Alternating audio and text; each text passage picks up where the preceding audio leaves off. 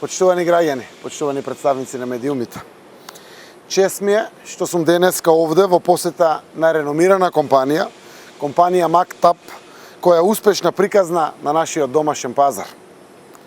И на оваа средба, како и на многуте средби што ги имав досега пред менаџментот, пред бизнис секторот, во овој крај, ја представувам нашата понуда, нашиот концепт за новата развојна економија.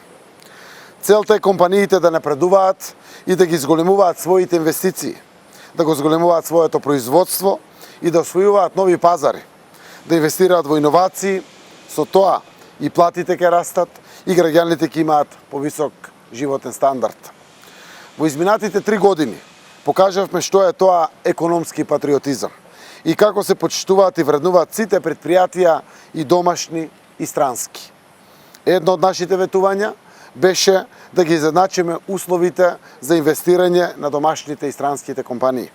Денес и домашните компании и странските компании добиваат голема поддршка од државата да започнат нови инвестиции, да отвараат нови работни места, да ги зголемуваат платите на вработените.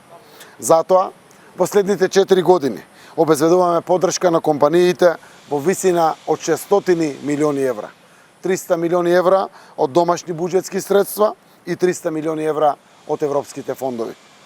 Данокот на добивка останува на ниво од 10% во следните 4 години, како и персоналниот данок на доход. Но истовремено го подигаме прагот на данокот на додадена вредност од 2 милиони на 3 милиони денари годишен промент од 2022 година, што значи дополнително олеснување на малите компании. Ова се само дел од мерките важни за трансформација на новата македонска економија, која ќе се базира на технолошки развој, одржливост и мотивиран човечки капитал. Затоа, изборот на граѓаните и компаниите на 15 јули е јасен. Изборот е помеѓу навремен и неселективен поврат на ДДВ на компаниите или доцнење, уцени и закани кон фирмите. На 15 јули заедно продолжуваме на правиот пат, на патот кој води напред кон економски раст и развој кој генерира раст на компаниите и подобар животен стандард на граѓаните.